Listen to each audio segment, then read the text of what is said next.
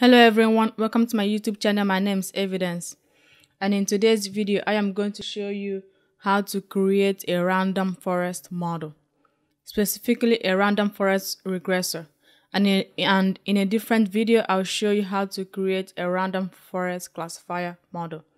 But this video is just focused on random forest regressor model.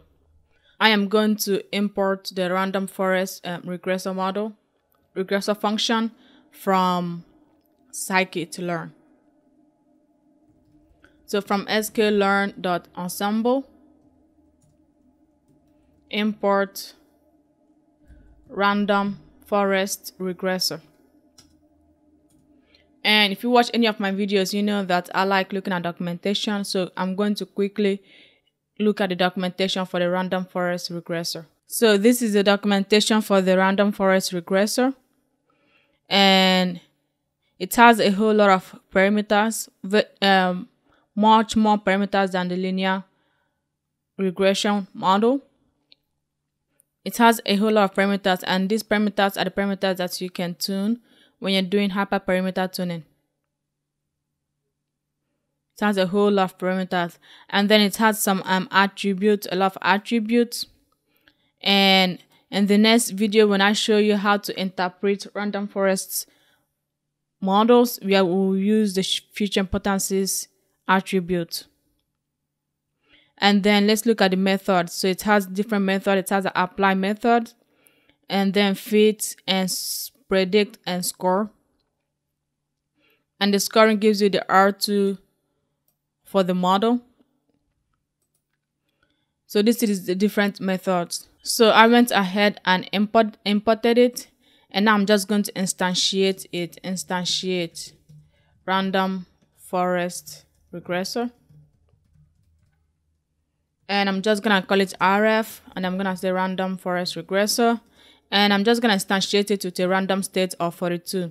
Random state basically just keeps this consistent, so every time I run this code, I am always going to have the same result. So I've instantiated the model, so let's call it RF model. So equal to rf.fit, and we want to fit our X train data and then fit our Y train data, and let's just let it run, and it's done. Now let's do prediction using our test data. So let's just call it ypred r is equal to random forest model dot predict, and in this case we'll pass in our S test. So basically our prediction is done. That was fast. So you know, like whenever you are doing a regression model or a classification model, you need a way to evaluate the model.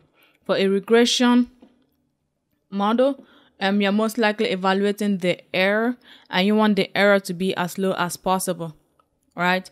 But for a classification model, most likely you're looking at the accuracy. So this is a regression model, and we are going to use a regression metric to evaluate this model. And the metric I'm just going to use is mean absolute error and mean squared error. So to do that, I will go ahead and import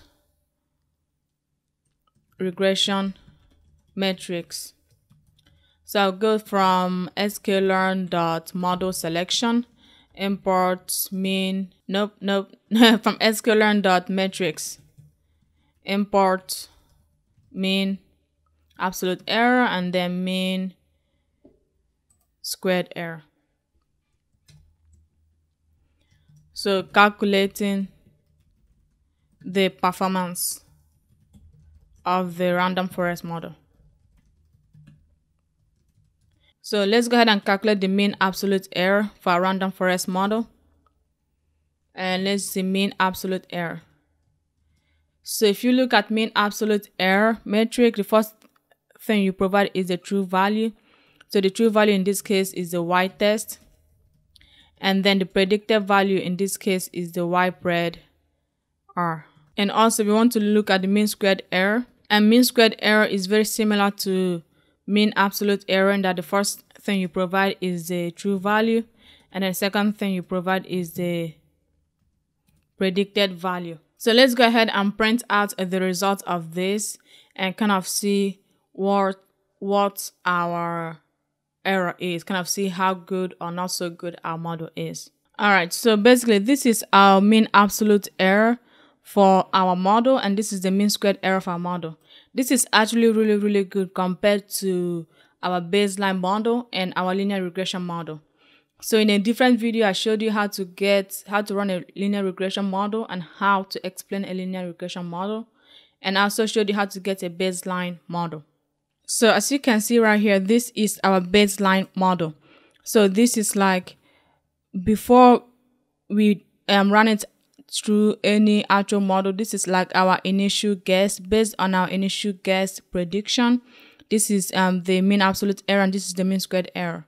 And then I did a linear regression model, and this is the error, mean absolute error from the linear regression model and the mean squared error from the linear regression model.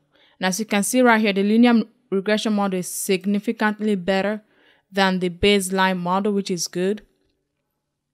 But now this is the results from the random forest model.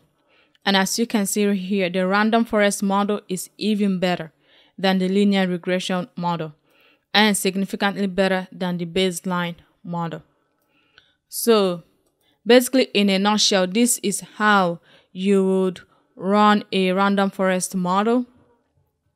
And after running your model, you need to be able to figure out the performance of your model, like is this a good model or is not. And you do that by calculating the error. Your goal with a regression model is to lower the error. But if it's a classification and you're using accuracy as your metric, then you want a higher accuracy. But in this one, we want a lower number, a lower error. That's basically it in a nutshell. And in the next video, I am going to show you how to explain your random forest model. So you've run your model, which is good. You've gotten your metrics, which is good. But how do you actually explain your model, right? How do you know which features in your data frame contribute to this output? How do you know the most important features from your data frame? So in the next video, I am going to show you how to explain a random forest model. And in previous video, I showed you how to do a baseline model, how to get a baseline for a regression problem, and how to do linear regression. And in future videos, just keep an eye out on this channel. You can just go ahead and subscribe. I am going to show you how to do random forest for a classification problem. It's very similar to this. It's not that much different, but still I'm going to make a video on it. Anyway, that's it for this video. You can find me online at evidencen.com. This is my primary website where I write blog posts and stuff, and I'm constantly updating this. And also you can go to free data science resources. So free data science resources, this is where I keep all my data science resources. This notebook right here, if you want to get access to it, you have to go to my free data science resources. So you can go to machinelearningeducation.com, which is the primary website for the platform. And from here, you can click on this to take you to the same link, which is machinelearningeducation.com/free. And here you get access to my free data science resources. This video is going to be on here. The blog post for it is going to be here. The code is going to be here. And I make a lot of YouTube videos and a lot of blog posts, and I just found it easy and more straightforward to take all my resources and put it in one platform where you can easily get access to it without having to search all over the web to find the resource that you're looking for. That's it for this video. If you like it, please give it a thumbs up and subscribe to the channel.